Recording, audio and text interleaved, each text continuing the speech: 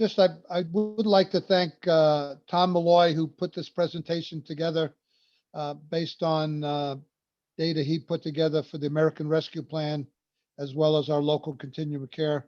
And also Michael Acaldo, who is your Southeast Region representative, is with us this morning, and he'll be taking care of the chat room and fielding questions, which we'll try to tackle at the end, time permitting. So the presentation this morning will be broken into two parts. The first half is what we've done to tackle the question of challenge of homelessness in our local county here in the west coast of Florida. And the second half of the presentation, it'll be more US wide and get into the specifics, some of the high level specifics of the American Rescue Plan under the CARES Act. So with that, we'll move right ahead into the next slide. And I want to thank my local continuum of care for a lot of the materials that you're going to see here. What I'd like to stress to our Vincentians at both the conference and council level is to get involved. Housing is a very challenging problem. It's a very huge problem. But the analogy I like to use is, how do you need an elephant? One bite at a time. So when you're dealing with housing, always remember you're dealing with it one family at a time. And I think if you deal with it on that basis, it doesn't become very overwhelming. So you'll look at when we move into the next slide, how we've tried to approach it here in Charlotte County, Florida, which, by the way, is located halfway between Tampa and Naples, Florida. Amanda, next slide, please. Okay. One of the operative words you'll keep hearing me talk about is collaboration. St. Vincent de Paul is one of the stakeholders in this initiative, but it takes an entire community to really make this work. And you don't have to put a lot of money into it. As you see, we'll go through it. We have not bought any housing. We just work from the existing housing stock available in the community. We work through our coordinated entry and the HUD's HIMS system that we use throughout the county, and our 211 system, which works and is available throughout. But the important thing to remember, homelessness, we're trying to keep it brief and one time and get people into permanent housing as soon as possible. And as we move through the next slide, you'll see the common theme of trust and partnership. And this collaboration consists of for-profit, nonprofits, government agencies, and everybody pulls together. And that's really what I'd like to emphasize to everyone. That really makes a difference. And what I'd like to encourage you to do at your local council level is to get a member of your council to get involved with your local continuum of care, get invited to meetings, get involved in the dialogue, and eventually you will become a stakeholder. It takes constant nurturing to build the trust to make this model work. And I like to use a lot of pictures, which you'll see in the next slide, to give you an idea of the broad cross-section of the agencies involved.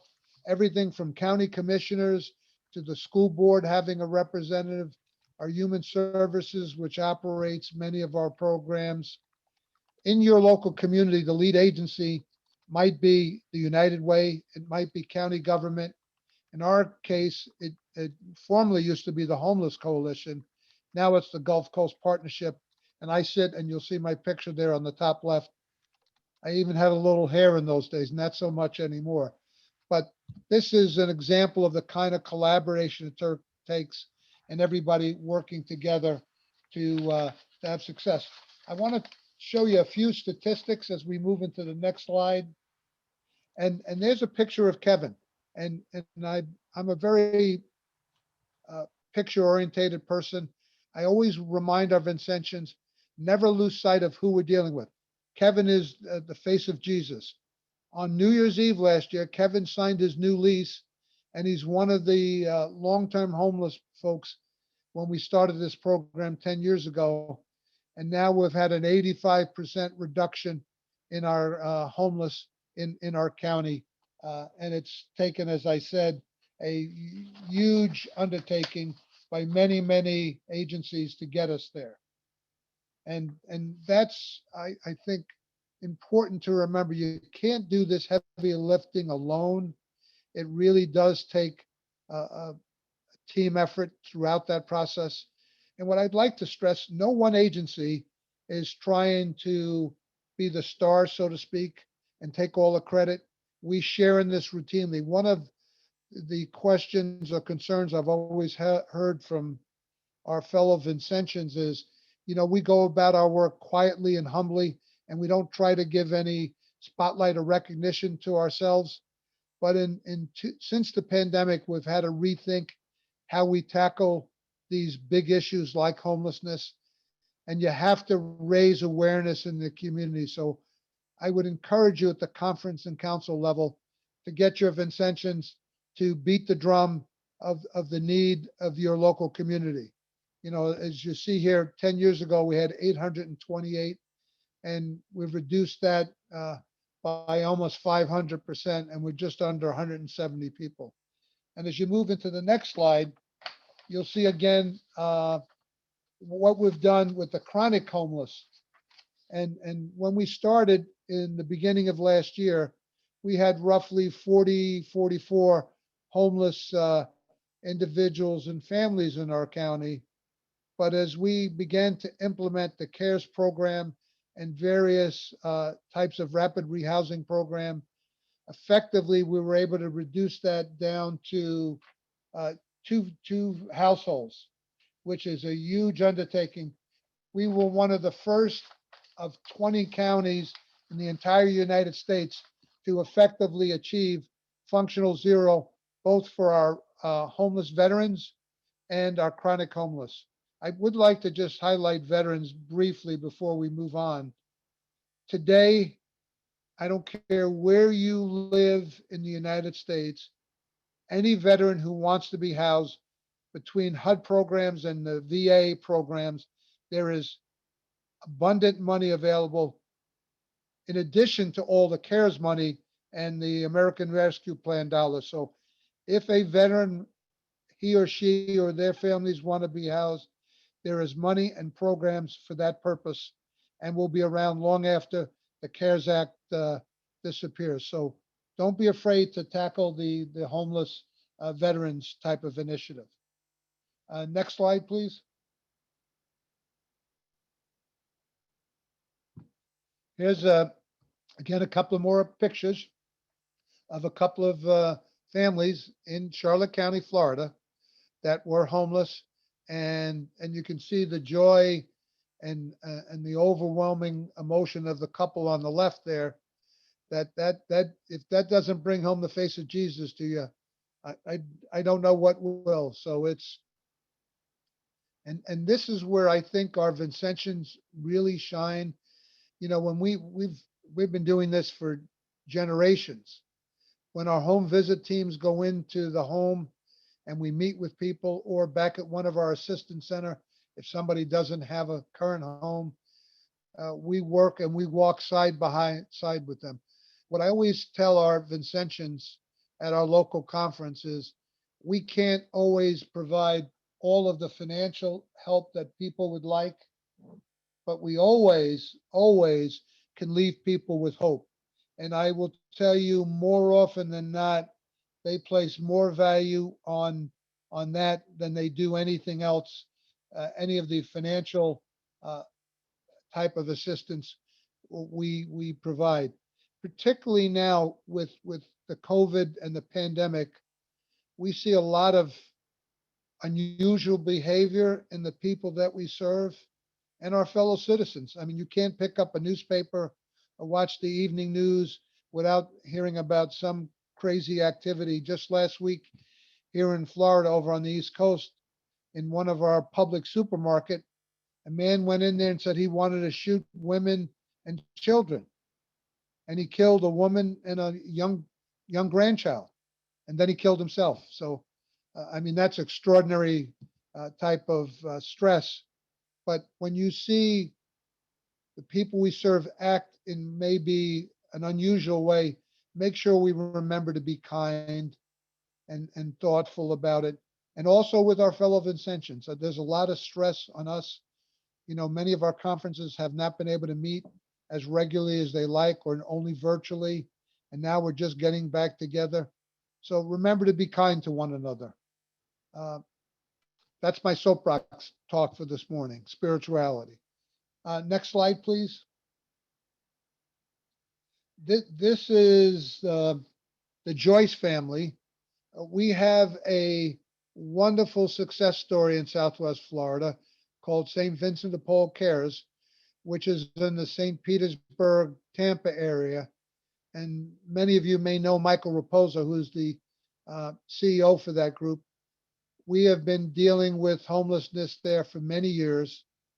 And when you have success and you have a track record, people seek you out. And this is an example of the Bevos Foundation reaching out to St. Vincent de Paul, and they would, without an RFP, mind you, gave us a $5 million grant the end of last year that will allow us to create a new program called No Child Left Behind. So that $5 million is designed to house 1,000 children and their families in the St. Petersburg, Tampa area for 2021 and 22. And that's building on the 550 families we had already provided housing for in last year under our rapid rehousing program. It's a constant situation that requires a lot of nurturing. As I said, this is the Joyce family with 5 of the 6 children. Again, there you see the face of Jesus in many sizes and shapes and ages, but they're there with us. Another housing program that we've had great success is in Baltimore. The Archdiocese of Baltimore received a Beavis grant in 2019, also $5 million. So when you finally build a track record, you will find your local community foundations or even national foundations will seek you out to provide assistance for those in need. So now we'll talk to some of the nuts and bolts of this and who is eligible. And it applies to both renters and homeowners. Now, these next couple of slides is the earlier CARES Act that was passed in the end of last year by the former administration. And what you want to make sure is that you find out what the programs are in your local community. In our case, it's the Gulf Coast Partnership, but you want to find out whoever that lead agency is in your continuum of care, and they will be able to provide you with the specifics of assistance that's available. Now, there's 2 types of eligibility: direct, those that had COVID themselves, what we would call may have resulted in job loss or health problems, hospitalizations, whatever. But also it applies to indirect loss. So people have become caregivers for their parents, their grandparents, children now being forced to go to school from home, and now they had to give up their jobs. So it's how you tell that story to ensure people qualify for the assistance that they need and deserve. So make sure you work with that family to tell as comprehensive of a story as possible to ensure that people are receiving the help they need, and make sure they don't get frustrated when they fill out the paperwork that they have to do. And the paperwork is paramount. When you're dealing with the federal government, if you don't complete the paperwork, they're just going to kick the application back. So don't get frustrated. Just stay with it and persevere. But I think the most important message here is that we're going to walk side by side with the people that we serve, just as we've always done. So It may be new programs, but the way we approach it at Vincentian is our normal charism and how we go about things day to day. I'd like to talk us on the next slide some of the definitions that we have to work through. There's four major categories, and these are not my categories or a local. These are the federal government, HUD, and VA categories. Category one is any individual or family who lacks a fixed, regular, or adequate nighttime residence. So, for example, if somebody is sleeping in their car or under the bridge, they qualify. If they're couch surfing, they qualify as lacking a regular fixed residence, okay? It also applies to people in homeless prevention. Somebody who's gotten an eviction notice, they're getting ready to be evicted, or they're behind in their rent, second category. We also don't want to ignore the third category is the unaccompanied youth. Those are the youth in our communities between the ages of 18 and 25. They sometimes fall between the cracks. So this program is designed to make sure that we find a home for those unaccompanied youth who don't have a family unit to fall back on. And the last category is people fleeing either domestic violence, rape, whatever it may be. And there are different agencies. We have them here in our community that specialize in that and do that very confidentially. We oftentimes will not know where those people will be housed. So the abuser can't track them down. So it's important that you work through your local community on it. You know, again, most of our volunteers and they may have skill set, but the mental health professionals or the rape crisis center in your local community have the paid professional staff and social workers that can provide the kind of professional assistance those people have. And then we can come along and provide assistance like helping with furniture or household goods and maybe paying utility bills here and there. So next slide talks about the kind of eligible expenses there were last year. And these are the rehousing expenses to get them into the stable condition. So these oftentimes we're dealing with paying bills several thousands of dollars, much larger than usual. For example, in our local community, we provided $5.75 million worth of direct financial assistance and just under another $500,000 in eviction diversion assistance. Because here now we could pay utility deposits, first month's rent, security deposits, not the last month's rent, as well as ongoing expenses for an additional period of time. So the message here for Vincentians is save dollars for non-rent and utility assistance because there are so many government dollars now available to serve people. And we can be more creative with our assistance. So for example, if somebody needs some job training or technical assistance, we can help pay for uniforms or tools and things of that nature, which the government would typically not pay for even during the pandemic. So now moving to some of the paperwork side of things on the slide. Excuse me while I take a drink here.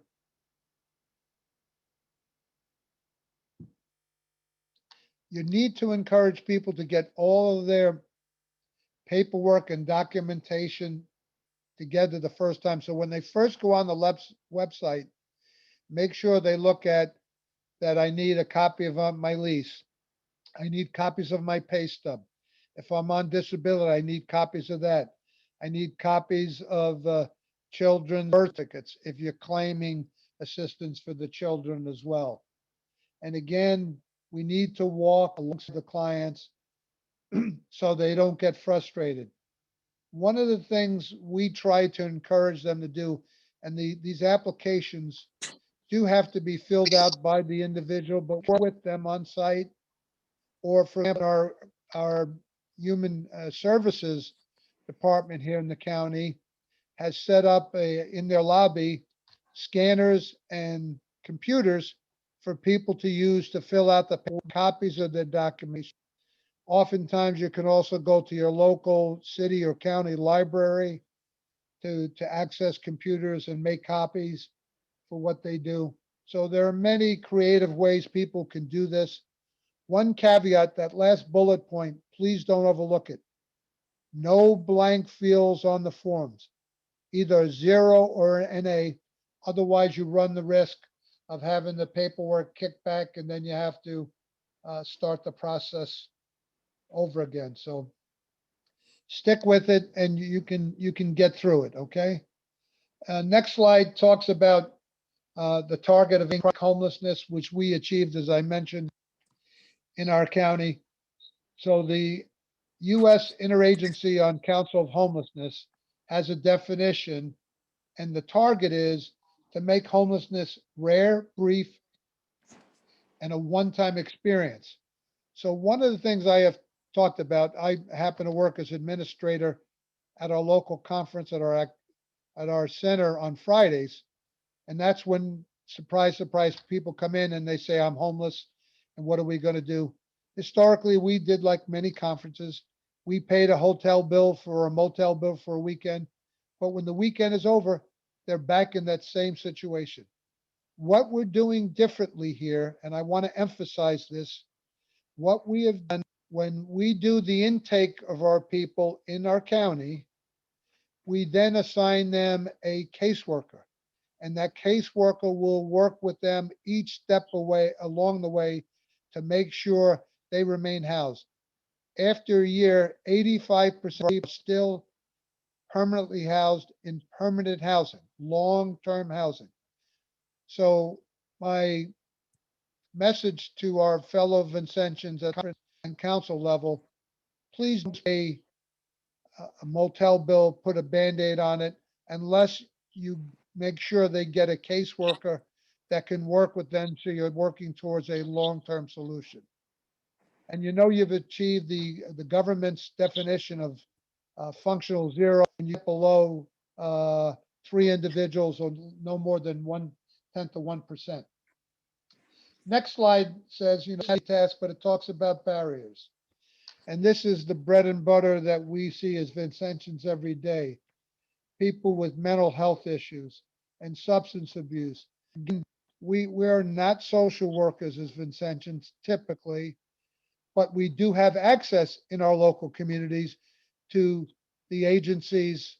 So we refer them to our local mental health professionals, and typically those are going to be paid masters in social work and work alongside of those individuals, but we stay in touch with them and we help them with their clothing and with their household possessions and furniture, even in some cases.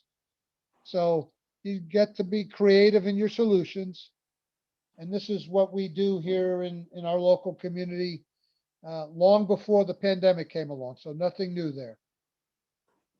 What are we doing a little differently? The next slide talks about that.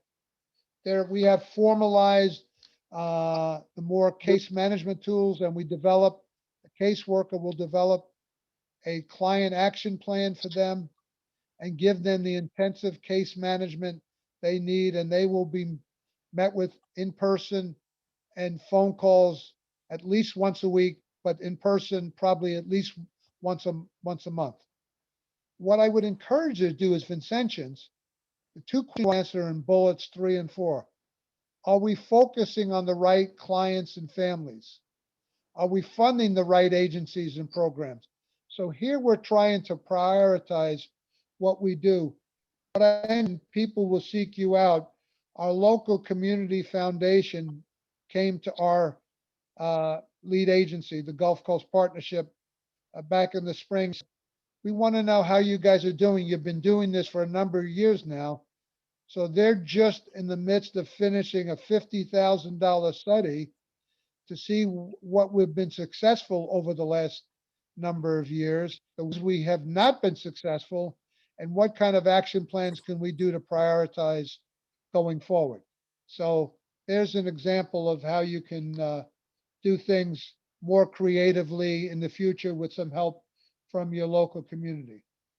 Now I'm talking about our community and switch to the American Rescue Plan, which is start next slide. And this applies anywhere, not just in the Southeast region, but throughout the US. One thing I want to draw your attention, one of the key things that the American Rescue Plan is trying to focus on is racial inequalities. And you will see that when you look at some of the maps as we get into the further slide. But there's three major categories of people we're trying to tackle: the homeless diversion, homelessness prevention, and eviction prevention. Now we target and we prioritize people of brown and black color that have been disenfranchised over the years, and people on the lowest end of the income spectrum. So you'll see that an acronym AMI, that means the area median income. So obviously the highest category population is people between with no income to 30%, and then the eviction prevention jumps up to the 50%. So that will be county specific. You need to find out what that dollar amount is in your county and then work towards those as you go through.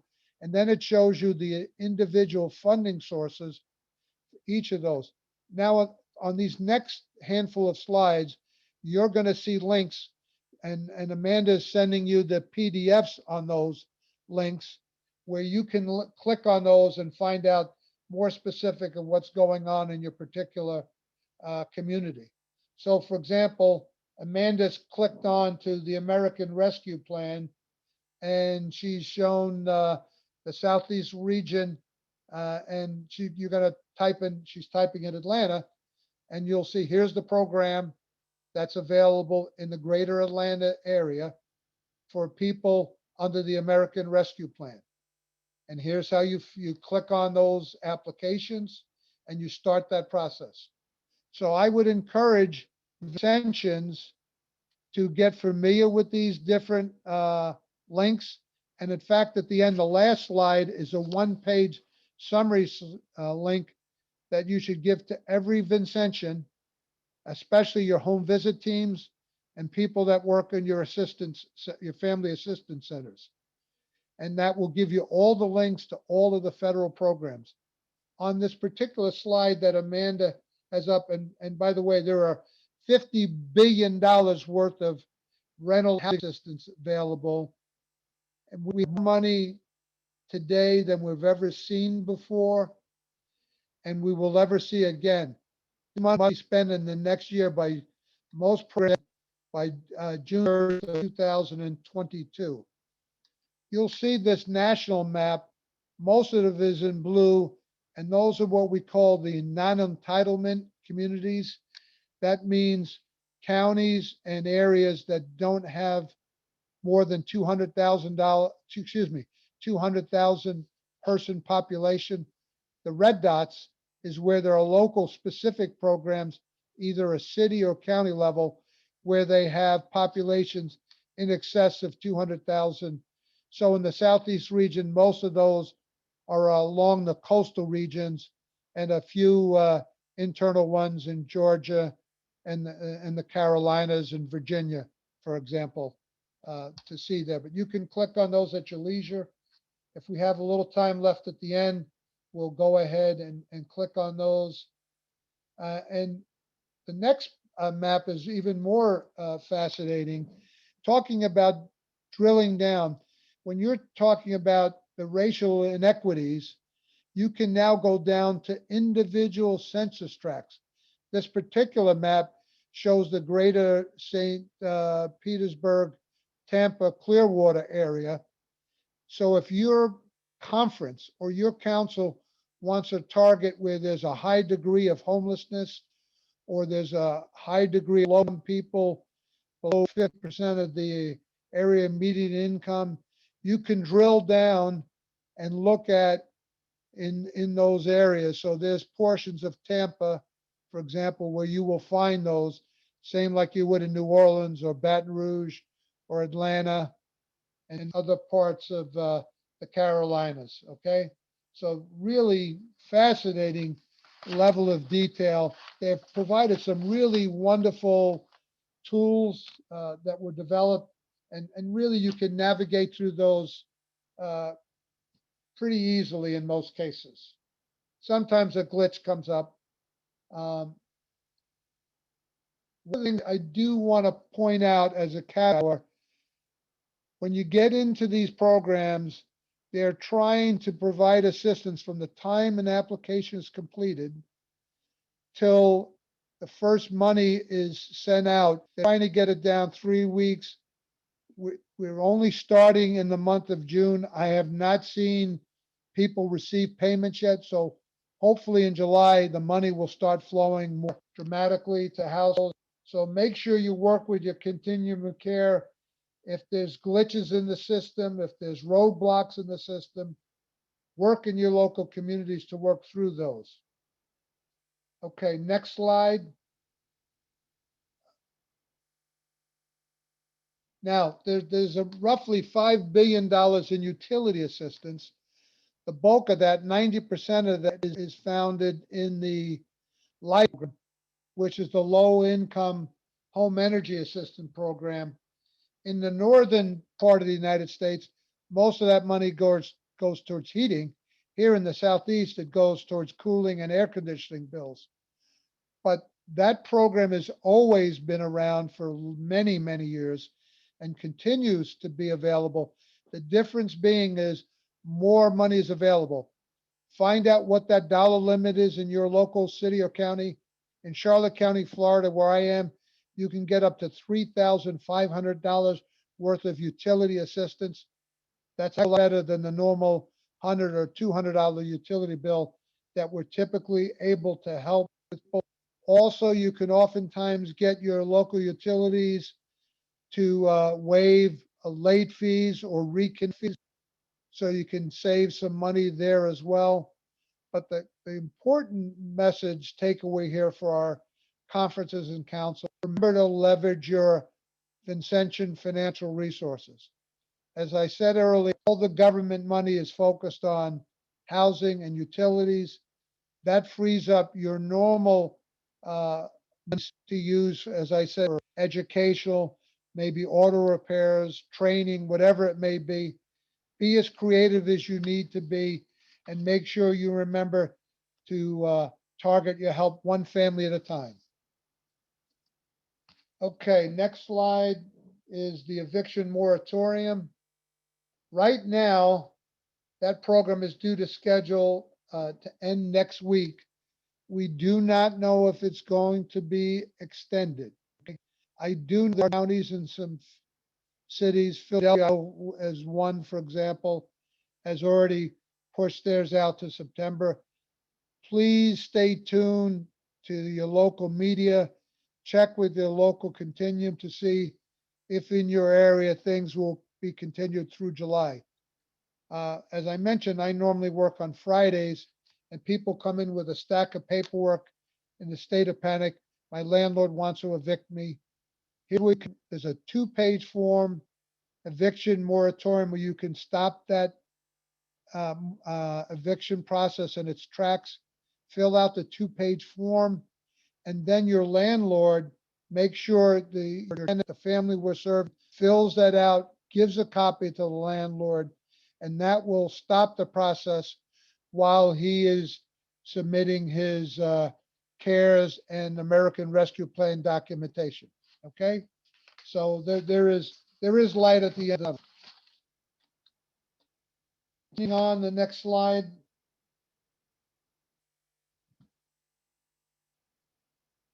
Okay, FEMA. They love acronyms. Right now, they are paying a lot type of broader categories of housing than they have before. including emergency shelters, transitional shelters, even motel and hotel stays. So make sure you find out if there's any L, as long as there's the declared public health emergency, which there is under the pandemic. But please remember, this is only a short-term Band-Aid. Our ultimate goal is to get rapid rehousing, permanent housing done in place so people have a permanent place to call home going forward. There also is additional help, for example, under funeral expenses. Um, you can, if somebody has a death certificate that shows a cause of death that says COVID, then they can qualify up to $7,000 worth of reimbursement for housing expenses. And this can go back retroactively to January 20th of 2020. So a year and a half ago. And if the the death certificate says something else, but the family knows it was COVID, then appeal and have the death certificate changed and updated if they can prove that it was COVID related, and then they qualify for that type of assistance. Okay. All right, that takes us to the next slide. And one of the things I want everybody to know, you have a representative in every region. And as I mentioned, Michael Acaldo was on this call today. He is your go-to guy for any housing programs and questions. And we also have a pretty nifty website. It's part of the national website. And just go on to svdp.org/housing, and you'll find all kinds of information and various presentations available there for you. So don't be bashful about it. The last resource link while we go to the chat room and answer any specific questions. But this last page is the slide I want you to print out for your conferences members, your council members. Amanda, do you have that? Should be in the PDF file. It's slide number 25. While you're looking for that, I'll ask Michael to tackle any chat questions.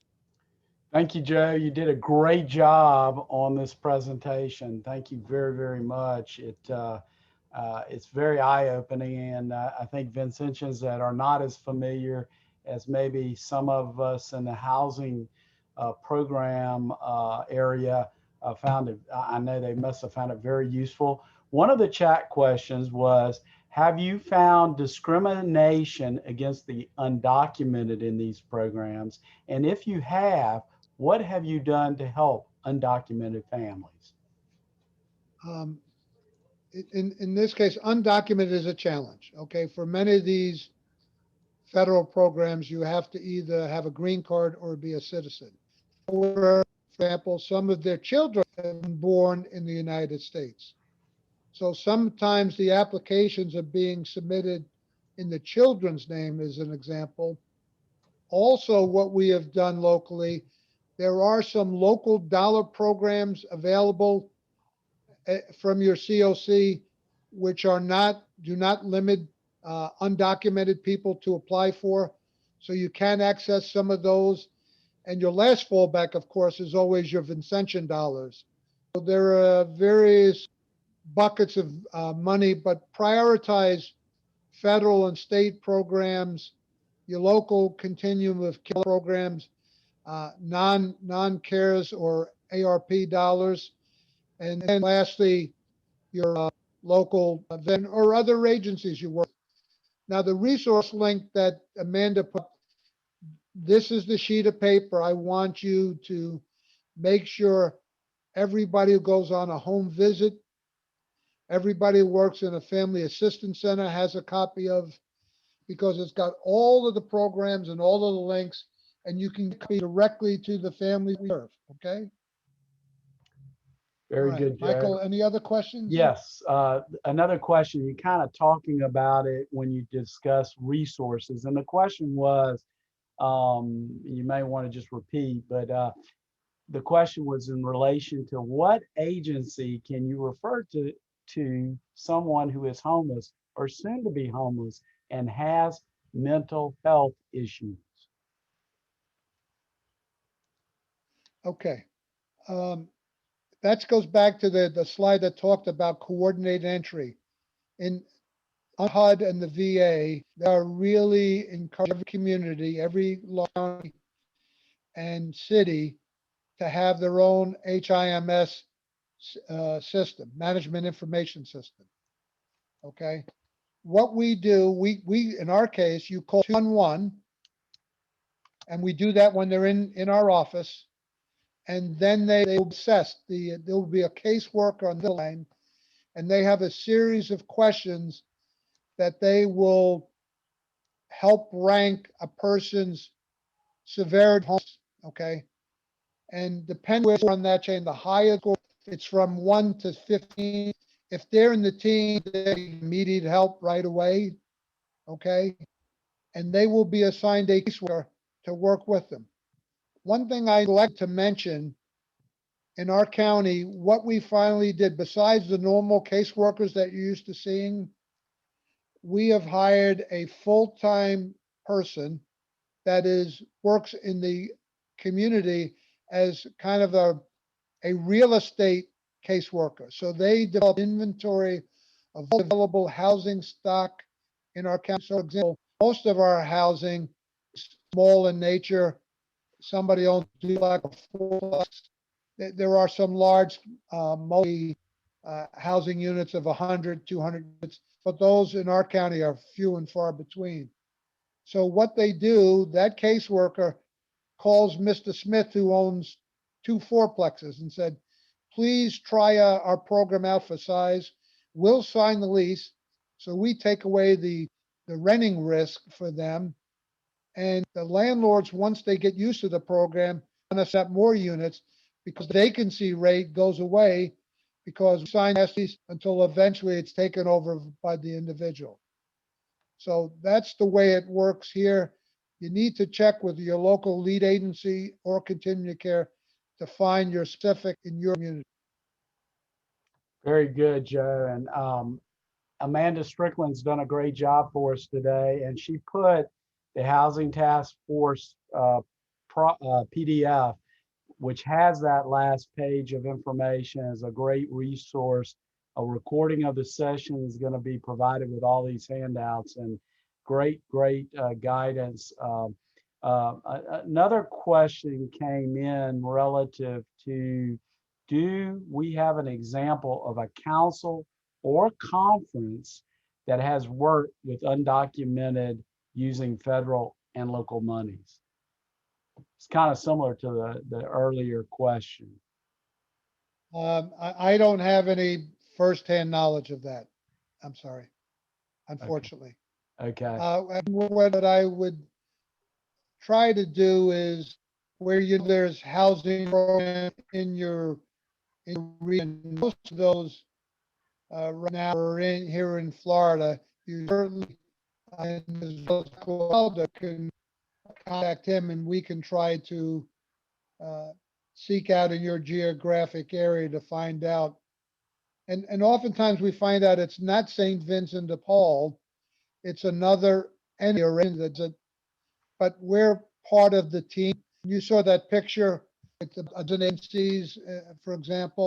We all work in this collectively on, it's more obstacle to work through.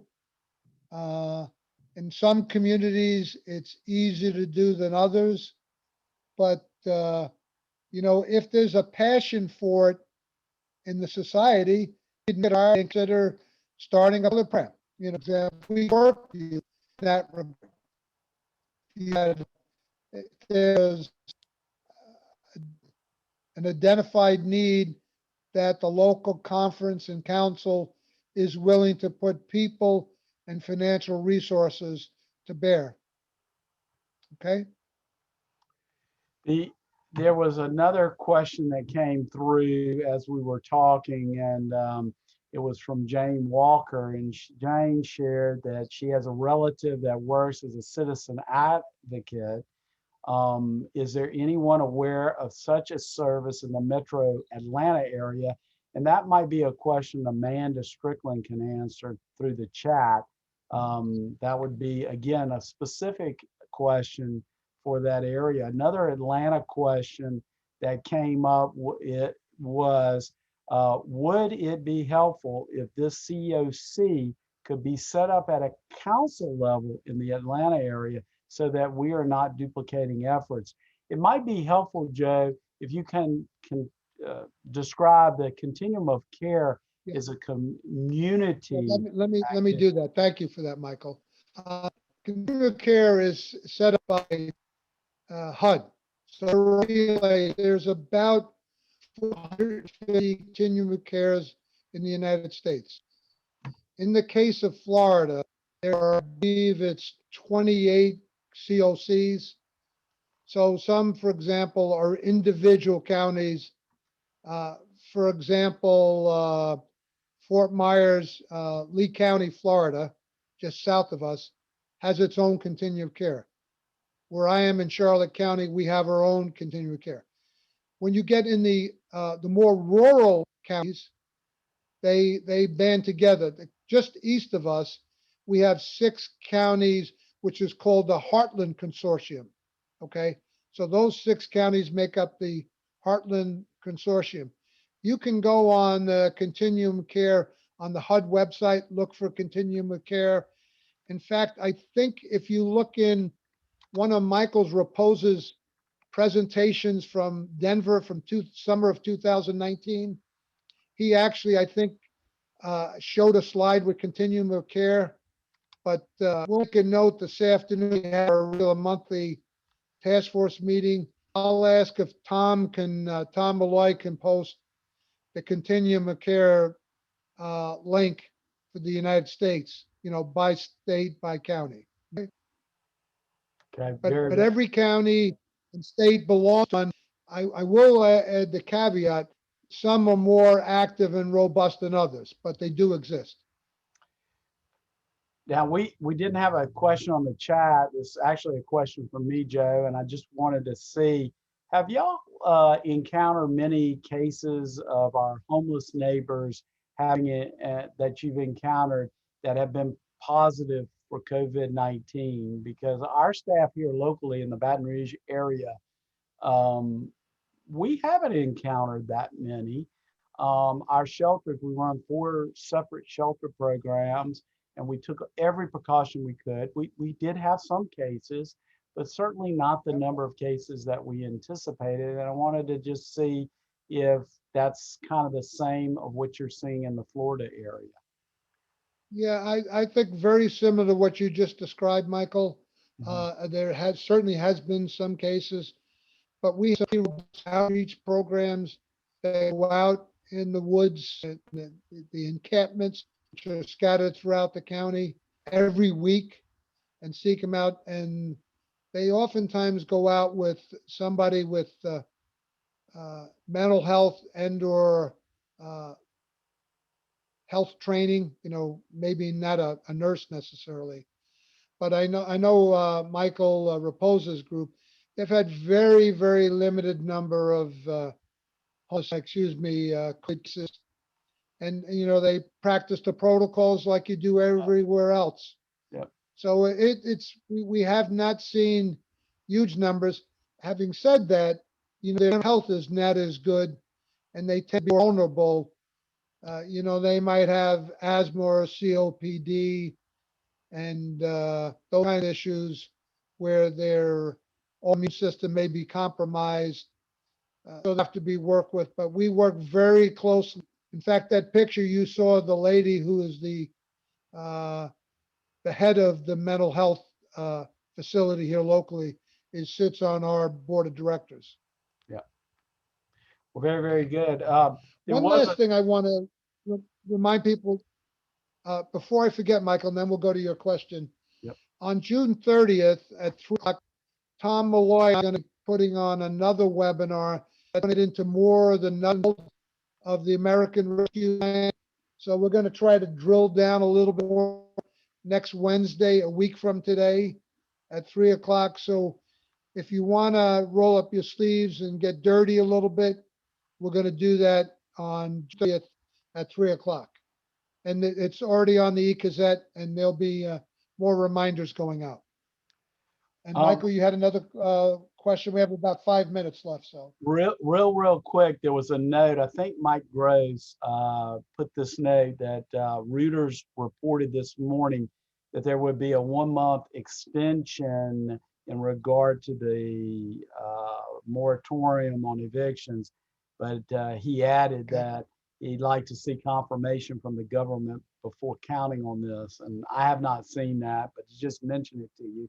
And also, Joe, you had asked Amanda and I to remind you that with many of these rental assistance programs out there and those programs where we've submitted paperwork, you have a suggestion relative to making sure that the neighbor gets a copy and the landlord gets a copy of Yep. the, why don't Thank you. you, Yep. why don't you just kind of fill everyone in on Yep. that? I think that's Well, I it's like anything else. It's offered along with those we serve. Let's be clear about that. And particularly the small landlords. So we want to be mindful of that. So what we're trying to do, we're encouraging people to be proactive. Start your paperwork sooner rather than later. Don't wait for the moratorium, for example, expire. But complete that paperwork, give that to the landlord. At the same time, you also say, by the way, I want to give you a copy of my packet, which I sent to our local county to get reimbursed. So I owe you $3,800. That paperwork is in the works, and you're going to receive that payment. That's a long way to giving that landlord peace of mind that he's going to get reimbursed, because his other choice is to evict somebody, and then he's out to $3,800. And by the way, under this program, under the American Rescue Plan, they can get up to $15,000 in rental assistance going back as much as 12 months. And this is very key, going forward 3 months. So that gives them a shot to get back on their feet, get back in the workforce, whatever they need to do. What I'd like to say, the people that we deal with are very good in dealing with the tyranny of the moment. And what I mean by that is the crisis in front of them today, they go after laser focused.